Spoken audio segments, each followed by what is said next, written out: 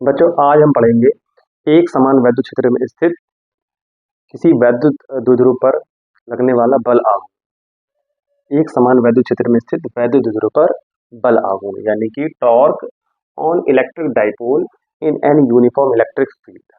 Torque कितना work करने वाला है। तो बेटा इस लेक्चर को समझने से पहले हमें कुछ टर्म्स को समझना पड़ेगा, कुछ बातें जो है पहले से सीखना पड़ेगी, तभी जाके ये लेक्चर समझ में आएगा। जैसे फॉर एग्जाम्पल जैसे टॉर्क को समझना पड़ेगा। टॉर्क यानी कि आघूर्ण क्या होता है। सबसे पहली बात कि सर आघूर्ण वर्ड होता क्या। अरे भाई बल आघूर्ण निकालेंगे तभी तो हमें आघूर्ण पता होगा कि आघूर्ण है क्या चीज, तभी तो बल आघूर्ण निकाल पाएंगे। सबसे पहली बात तो ये है ना, तो इनको समझना बहुत जरूरी है।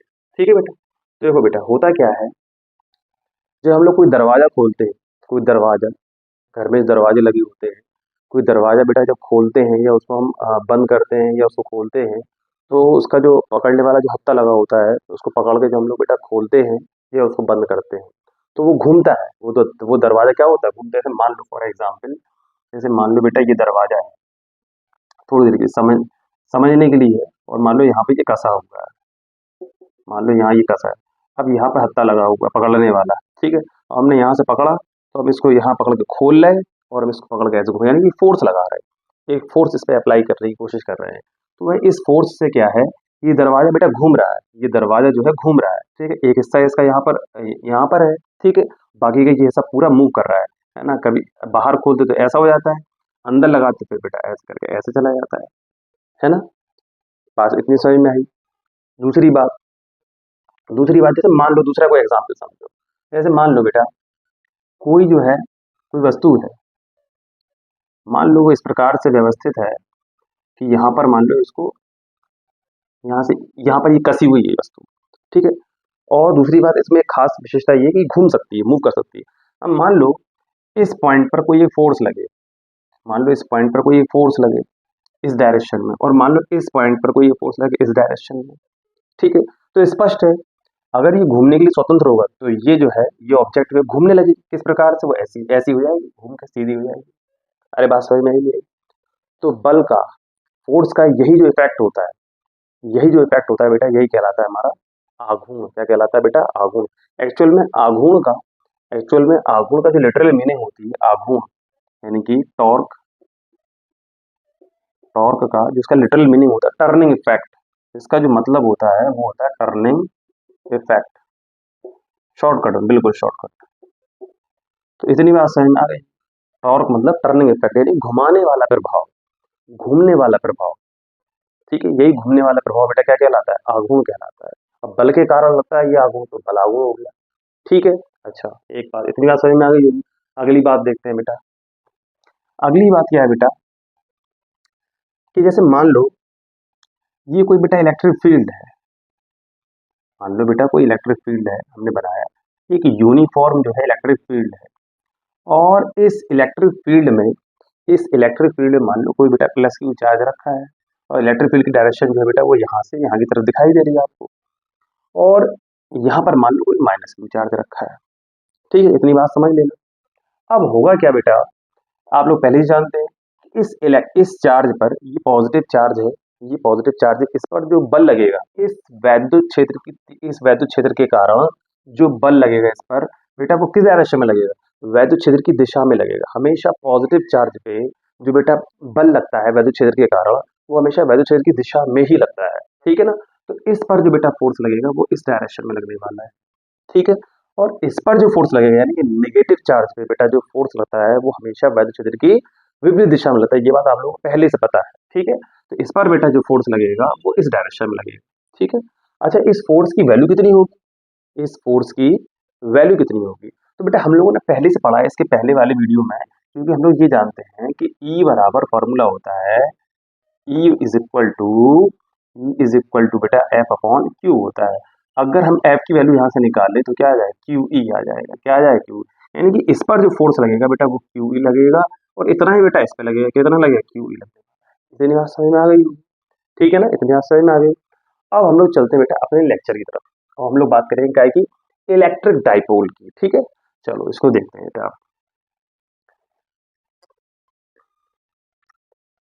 मान लो बेटा ये जो है हमारा एक यूनिफॉर्म इलेक्ट्रिक फील्ड, मान लो बेटा ये हमारा एक क्या है, एक यूनिफॉर्म इलेक्ट्रिक फील्ड है, ठीक है, यूनिफॉर्म इलेक्ट्रिक फील्ड।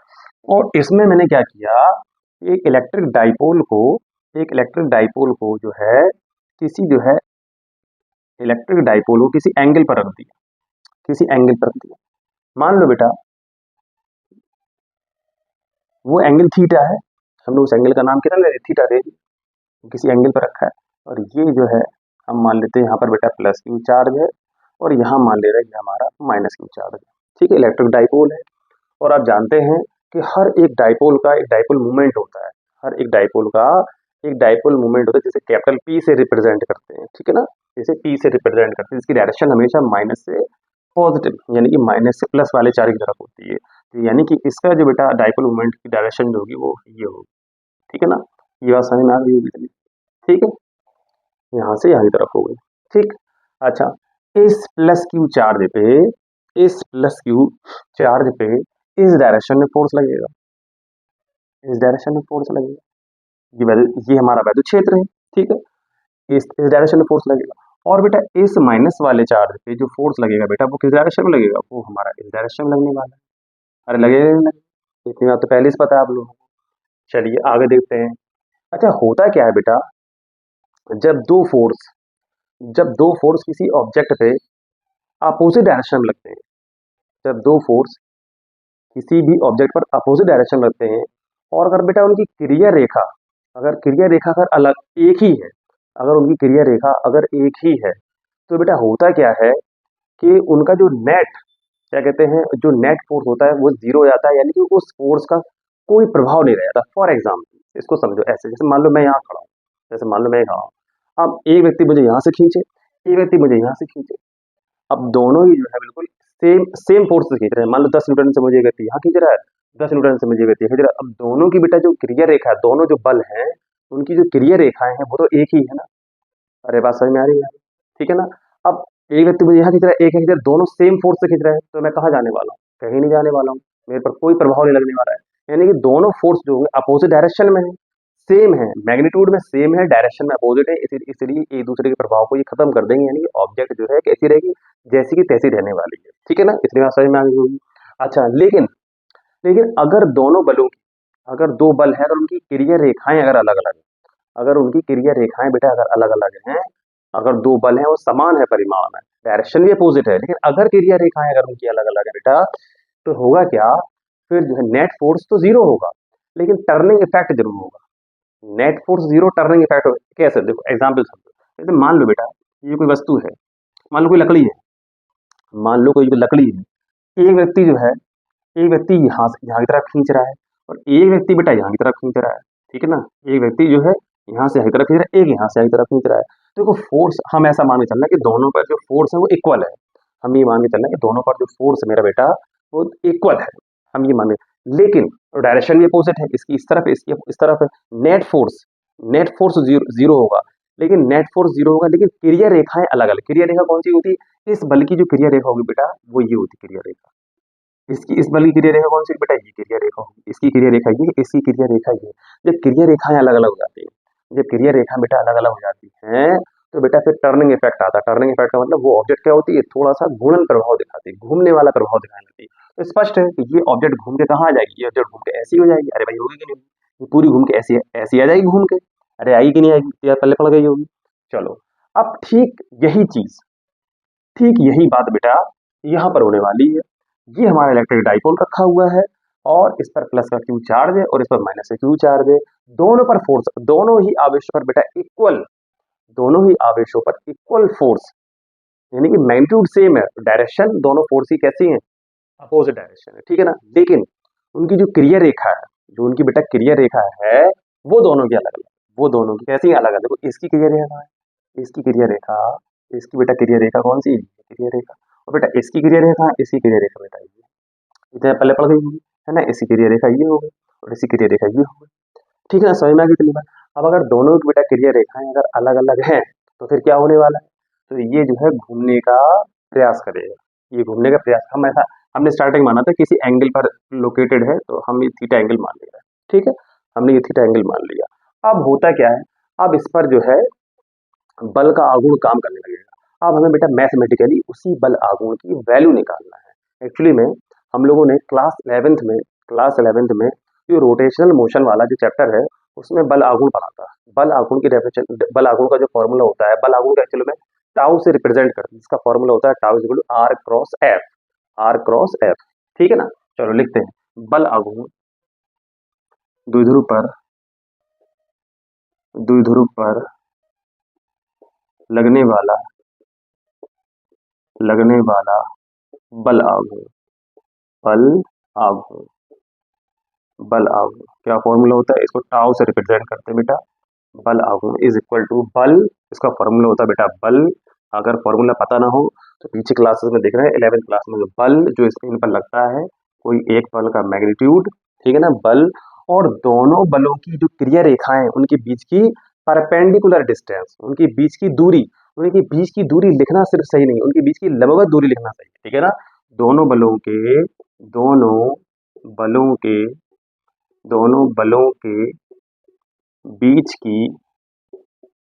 बीच की लंबवत दूरी। चलो एक काम करते हो, डायग्राम थोड़ा पूरा कर ले। इसे काम करो, यहाँ से भी परपेंडिकुलर ड्रॉ करो, परपेंडिकुलर ड्रॉ करते हैं बेटा। ये जो है हमने यहाँ से परपेंडिकुलर ड्रॉ कर लिया। मान लो इसका कोई नाम दे दो, ये 90 डिग्री का एंगल बना रहा है, ठीक है ना, ये 90 डिग्री। इन पॉइंट का कोई नाम दे दो। मान लो बेटा ये हमारा ए पॉइंट है, और मान लो बेटा ये हमारा बी पॉइंट, और मान लो ये हमारा सी पॉइंट है। इसको हमने सी पॉइंट दे दिया, इसको हमने बी पॉइंट, इसको ए पॉइंट दे दिया। तो बेटा दोनों बलों के बेटे बीच की जो दोनों बलों के बीच की लंबवत दूरी, दोनों बलों की क्रिया रेखा के क्रिया रेखा के बीच की बेटा कैसी लंबवत दूरी कितनी है, डायग्राम में देखो।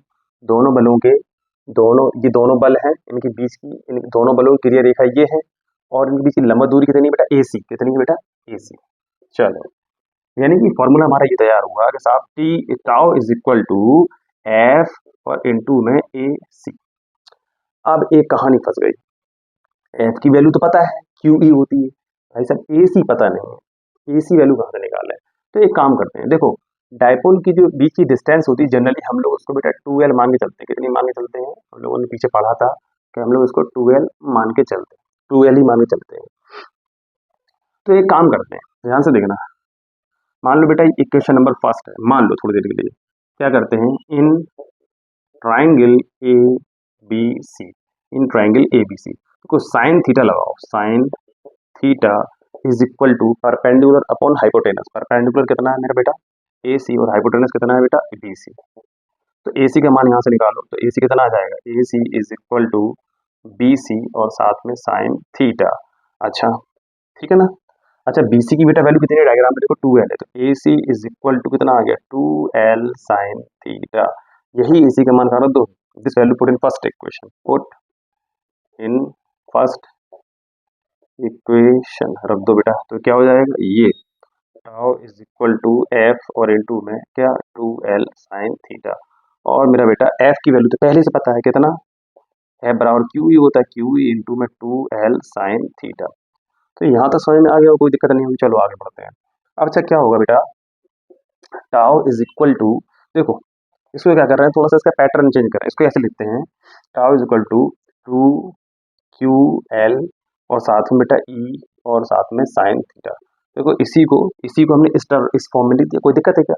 अच्छा 2LQ कहीं पढ़ा है, वैद्युत द्विध्रुव का जो द्विध्रुव आघूर्ण का जो फॉर्मूला हमने पढ़ाया था, P is equal to Q into में 2L, है ना। तो वही चीज तो लिखी, वही चीज तो है यहाँ पर लिखेंगे, क्योंकि बेटा 2QL या 2LQ एक ही बात है, P के बराबर होता है। तो बेटा इसीलिए क्या हो जाएगा, टाउ इज इक्वल टू कितना, ये P और बेटा ये E और ये साइन थीटा। तो बेटा ये निकल कर आया हमारा क्या फॉर्मूला, बल आघूर्ण का फॉर्मूला टाउ। अगर वेक्टर फॉर्म में अगर इसको लिखना हो, इन वेक्टर फॉर्म तो कैसे लिखेंगे, टाउ P क्रॉस E, ठीक है ना। देखो होता क्या है, हम लोगों ने 11th क्लास से पढ़ा था कि A cross B is equal to AB, A B sine theta होता है, A cross B is equal to A B sine theta होता है, ठीक है ना। तो उसी के बिहाफ पे हमने पी साइन थीटा को पी क्रॉस सी लिख दिया, ठीक है। तो ये बेटा इसका फॉर्मूला निकल कर आ गया, tau is equal to P sine theta. I hope आप लोगों को ये पूरी बात समझ में आ गई होगी। अब इसके बाद जो इसके कुछ केस हैं उनको देखते हैं, ठीक है बेटा। केस फर्स्ट, हम ऐसा मान लेते हैं कि जो फॉर्मूला हमारा tau is equal to P sine theta, उसमें थीटा की वैल्यू बेटा 0 डिग्री ले लेते हैं। पहली कंडीशन ले रहे हैं इफ थीटा की वैल्यू बेटा 0। अब इसको डायग्राम में थोड़ा समझने की कोशिश करते हैं। देखो क्या है, ये हमारा इलेक्ट्रिक फील्ड था, कुछ इस प्रकार से बना हुआ था बेटा, अच्छे समझना तो ध्यान से समझ में आ जाएगा अच्छे से।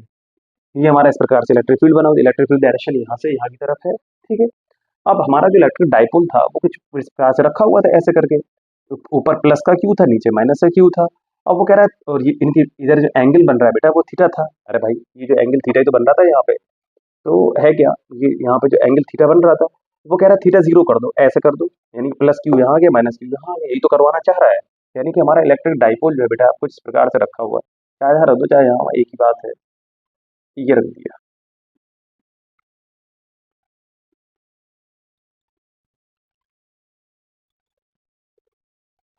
ये माइनस क्यू आ गया बेटा और ये हमारा प्लस क्यू आ गया, ठीक है। अच्छा, डाइपोल मूवमेंट कहाँ से कहाँ की तरफ होगा बेटा, डाइपोल मूवमेंट तो हमारा बेटा यहाँ से यहाँ की तरफ ही होने वाला है, ये तो आपको पहले से पता है, ठीक है ना। डाइपोल मूवमेंट और इलेक्ट्रिक फील्ड की डायरेक्शन सेम हो गई तो थीटा 0 हो गया, ठीक है। वही कंडीशन हम लोगों ने दी है। अब प्लस क्यू चार्ज पर बेटा फोर्स जो लगता है बेटा वो हमारा यहाँ लगता है, और माइनस क्यू चार्ज पर जो फोर्स लगता है वो हमारा कुछ इस डायरेक्शन में लगता है, ये आप लोग पहले से जानते हैं ये बात। अब थीटा बराबर अगर 0 ले लिया तो फिर क्या क्या होने वाला है, पहले फॉर्मूला तो समझते हैं। तो देखो हमारे पास फॉर्मूला क्या था, देन थीटा बराबर 0, देन क्या हो जाएगा, टाउ इज इक्वल टू बेटा क्या था, पीई और साइन 0 डिग्री, साइन 0 की बेटा, साइन 0 की बेटा जो वैल्यू होती है वो 0 ही होती, तो टाउ इज इक्वल टू कितना हो जाएगा बेटा, 0 ही हो जाएगा। यानी कि जो उसका बल आघूर्ण यानी टर्निंग जो इफेक्ट है टॉर्क वो 0 है। यानी कि इसकी जो साम्यावस्था है जिस प्रकार से जो रखा हुआ है ये सब प्लस क्यू चार्ज, इसको मान लो माइनस क्यू चार्ज, इस प्रकार से जो रखा है ये इसकी साम्यावस्था है। अभी इसकी साम्यावस्था है, ठीक है ना। इस पर फोर्स एक यहाँ लग रहा है और एक यहाँ लग रहा है, दोनों ही फोर्स मैग्नीट्यूड में सेम है, डायरेक्शन में अपोजिट है। डायरेक्शन में कैसे बेटा, अपोजिट है, दोनों ही फोर्स जो है डायरेक्शन में अपोजिट है और मैग्नीट्यूड में सेम है, तो बेटा इनका रिजल्टेंट क्या आएगा, रिजल्टेंट फोर्स कितना आने वाला है, नेट फोर्स कितना आएगा इस पर, 0 आएगा। अरे भाई कितना आएगा, 0 आएगा, ठीक है ना। और इनकी बेटा क्रिया रेखा जो है वो भी सेम है, अरे भाई ये तरफ ये इस तरफ, दोनों की क्रिया रेखा सेम है, तो टर्निंग इफेक्ट नहीं आने वाला है, इससे टर्निंग इफेक्ट नहीं आएगा, ठीक है ना। अच्छा, तो यहाँ पर एफ नेट जो है कितना आ जाएगा, रिजल्टेंट यहाँ पर क्या आ जाएगा, एंड बेटा जो एफ जो नेट होगा यानी कि इस पर जो नेट फोर्स होगा बेटा वो भी कितना होगा, 0 होने वाला है, ठीक है। अच्छा देखो साम्यावस्था दो प्रकार की होती है, एक होती है स्थायी साम्यावस्था और एक होती है बेटा अस्थायी साम्यावस्था। साम्यावस्था दो प्रकार की, एक स्थायी यानी कि स्टेबल और एक होती है अनस्टेबल इक्विलिब्रियम पोजीशन, दो प्रकार की, ठीक है ना। अब स्थायी साम्यावस्था कैसी होती है बेटा, स्थायी साम्यावस्था बेटा वो होती है जिसमें अगर कोई ऑब्जेक्ट है वो कंप्लीटली किसी एक स्थिति में स्थायी हो चुकी है, अब उसमें चेंज नहीं हो सकता, अगर आप चेंज करेंगे भी तो वो फिर दोबारा से जो है अपनी प्रारंभिक यानी कि इनिशियल पोजीशन में आने की कोशिश करती है, तो वही कहलाती है बेटा स्थायी साम्यावस्था, स्थायी साम्यावस्था। जैसे फॉर एग्जाम्पल जैसे मान लो कोई रबड़ है, मान लो बेटा कोई रबड़ है और क्या है हमने उसको पकड़ के खींच दिया, अरे उसकी जो एक्चुअल जो उसकी पोजीशन है वो तो नॉर्मल है ना, पकड़ के खींच दिया, अब जो खींचने के बाद वो क्या चाहेगी, हमें छोड़ो दोबारा से, तो वो जो छोड़ने के बाद जिस अवस्था में आ जाएगी वो उसकी प्रारंभिक अवस्था है, यानी कि वो उसकी स्थायी साम्यावस्था है, उसको बोला जाता है स्थायी साम्यावस्था। दूसरा एग्जाम्पल जैसे मान लो बेटा कोई ये कटोरी है, मान लो कोई कटोरी है और हमने इसे मान लो कोई वस्तु डाल दी, मान लो ये, अब आप इसको, अब ये जो है अपनी स्थायी साम्यावस्था में है, क्यों, अगर आप इसको उठाकर ऊपर की तरफ ले जाने की कोशिश करोगे फिर से नीचे आ जाएगी, ये इस तरफ ले जाने की कोशिश करोगे तो फिर से नीचे आ जाएगी, तो इस अवस्था को बोलते हैं बेटा स्थायी साम्यावस्था। तो इस अवस्था में जब थीटा बराबर बेटा 0 हो जाता है, यहाँ पर थीटा बराबर जब बेटा 0 होता है तो बेटा होता क्या है कि इलेक्ट्रिक डाइपोल जो होता है स्थायी साम्यावस्था में होता है। क्यों होता है, देखो ऐसा है, समझना ध्यान से। जैसे मान लो अगर मैं इस डाइपोल को इधर या इधर किसी भी तरफ, मान लो हमने इसको उठाया ऊपर की तरफ कर दिया थोड़ा सा, मान लो थोड़ा सा हमने घुमा के इसको ऐसे कर दिया, मान लो अब ये प्लस क्यू यहाँ पर आ गया बेटा और ये जो है हमारा माइनस क्यू यहाँ पर आ गया, मान लो थोड़ी देर के लिए ये प्लस क्यू आ गया, अरे बेटा तो फोर्स, इस पर फोर्स तो इस डायरेक्शन में लगेगा, इस पर इस डायरेक्शन में फोर्स लगेगा, तो ये दोबारा से जो है अपनी प्रारंभिक अवस्था में आने का प्रयास करेगा, फिर से ऐसे ही हो जाएगा। अरे हो जाएगा कि नहीं हो जाएगा, इतनी तो पल्ले पड़ गई होगी, ठीक है ना। तो बेटा इस अवस्था को क्या बोलते हैं, यहाँ पर लिखेंगे वैद्युत द्विध्रुव की, वैद्युत द्विध्रुव की, वैद्युत द्विध्रुव की, वैद्युत द्विध्रुव की इस अवस्था को क्या कहते हैं बेटा, वैद्युत द्विध्रुव की इस अवस्था को स्थायी साम्यावस्था कहते हैं, स्थायी साम्यावस्था कहते हैं। इतनी बात हम लोगों को पल्ले पड़ गई, क्यों भाई, बात समझ में आ गई नहीं। अब हम लोग नेक्स्ट केस देखते हैं, ठीक है। सेकंड में जैसे मान लो थीटा बराबर, अब हमने ले लिया if theta is equal to, मान लो हमने 180 डिग्री कर दिया, कितना कर दिया, 180 डिग्री कर दिया, मतलब यानी कि उसको पूरा घुमा दिया हमने, वैद्युत क्षेत्र की दिशा के विपरीत दिशा में रख दिया उसको, सीधी सीधी बात, यानी कि उसका डाइपोल मूवमेंट और वैद्युत क्षेत्र की दिशा दोनों कैसी होंगी, अपोजिट डायरेक्शन में होगी।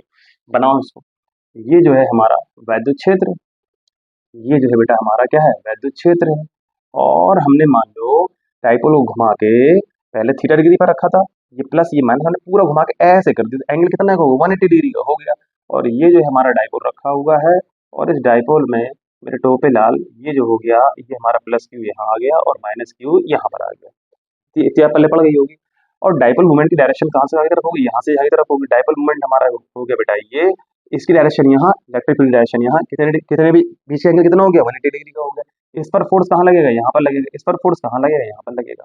समझो इसको, ऐसे समझो, ये माइनस ये प्लस, अगर हम इस पर फोर्स यहाँ लगाएं, इस पर फोर्स यहाँ लगाएं, दोनों की डायरेक्शन अपोजिट, मैग्नीट्यूड सेम, और क्रिया रेखा जो है वो भी एक ही है, तो क्या प्रभाव पड़ेगा इसी पर, कोई प्रभाव नहीं पड़ने वाला, यानी कि नेट फोर्स जो हो जाएगा, इसका टर्निंग इफेक्ट टाउ जो आएगा वो भी जीरो आएगा। अरे भाई घूमेगा नहीं, अभी इसके पास घूमने की प्रवृत्ति नहीं, अभी घूमने की प्रवृत्ति नहीं, जब इस कंडीशन में है, बात समझ में आ रही नहीं आ रही, तो इसके बाद टर्निंग इफेक्ट है वो भी जीरो है, नेट फोर्स है वो भी जीरो है।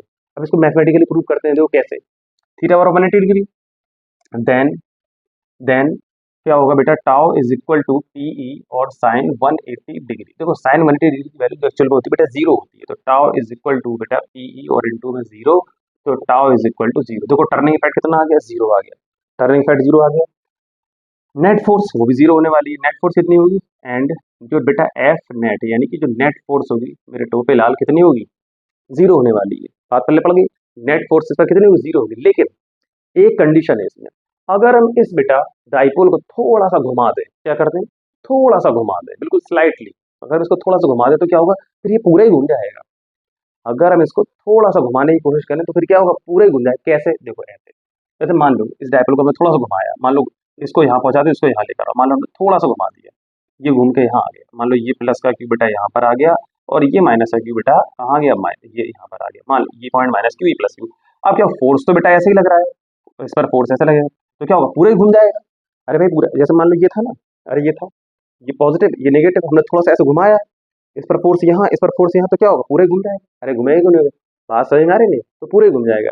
अब ये जो होती है इसकी, अभी ये वाली कौन सी स्थिति है, ये कौन सी स्थिति है, इसकी साम्यावस्था है। अगर हम इसको साम्यावस्था से, तो हम लोग लिखेंगे क्या, मतलब क्या लिखने वाले हैं, अगर साम्यावस्था है तो थोड़ा सा घुमा दें, अगर हम साम्यावस्था से इसको थोड़ा स्लाइटली अगर इसको मूव करा दें, तो हुआ क्या बेटा, ये पूरी तरह से घूमकर वैद्युत क्षेत्र की दिशा में आ जाएगा, ये पूरी तरह से घूम जाएगा और वैद्युत क्षेत्र की दिशा में आ जाएगा। इसका डाइपोल मूवमेंट कहाँ, अभी डाइपोल मूवमेंट यहाँ है, पूरा घूम जाएगा, ऐसा हो जाएगा। अरे पहले पड़ गई नहीं पड़ गई बात। तो इस अवस्था को बोलते हैं वैद्युत द्विध्रुव की कौन सी अवस्था, अस्थायी साम्यावस्था। अरे भाई कौन सी अवस्था बोलते हैं, अस्थायी। कौन सी, जब थीटा बराबर कितना होता है, 180 डिग्री। अगर थीटा बेटा 180 डिग्री है तो वैद्युत द्विध्रुव की इस अवस्था को क्या बोलेंगे, अस्थायी साम्यावस्था। हम लोग यहाँ लिख लेते हैं। अरे समझ में आ गई नहीं आ गई, रिपीट करके बार बार देख लेना। इस अवस्था को वैद्युत द्विध्रुव की कौन सी अवस्था कहते हैं बेटा, कौन सी अवस्था कहते हैं, अस्थायी साम्यावस्था कहते हैं। अरे इतनी बात पहले पड़ गई नहीं पड़ गई, अरे बोलो मेरे टोपे लाल, बात समझ में आ गई नहीं आ गई, ठीक है ना। तो क्या होगा, ये पूरा कहाँ घूम जाएगा, ये पूरा ऐसा घूम जाएगा, ये वाला इस तरफ आ जाएगा। अरे बात पहले पड़ गई नहीं पड़ गई। चलो तीसरा केस देखते हैं, ठीक है। इफ थीटा बराबर 90 डिग्री, या इसी को बोलते हैं थीटा बराबर 270 डिग्री। अरे सर जी ये अलग अलग कैसे, थीटा बराबर 90 270 एक जैसे कैसे हो गए। अब समझो इसको, देखो ध्यान से कैसे, देखो ऐसा है, मान लो बेटा ये हमारा जो है वैद्युत क्षेत्र है। मान लो ये क्या है, हमारा वैद्युत क्षेत्र है। ये हमारा जो है यूनिफॉर्म एक वैद्युत क्षेत्र है, और हमने इसमें किसी डाइपोल को रखा, ये रखा। ये हमारा मान लो बेटा प्लस क्यू है, और ये मान लो हमारा माइनस क्यू है। डायरेक्शन कहाँ से आगे होगी डाइपोल मूवमेंट की, यहाँ से यहाँ की तरफ। अरे होगी नहीं होगी, यहाँ से यहाँ की तरफ होगी। वैद्युत क्षेत्र की दिशा यहाँ से यहाँ की तरफ, डाइपोल मूवमेंट की दिशा यहाँ से यहाँ की तरफ। कितने डिग्री का एंगल, 90 डिग्री का एंगल। भाई कितने डिग्री का एंगल बना, 90 डिग्री का बना, थीटा बराबर 90 डिग्री। ठीक है ना, या तो इसको ऐसे रख सकते हैं।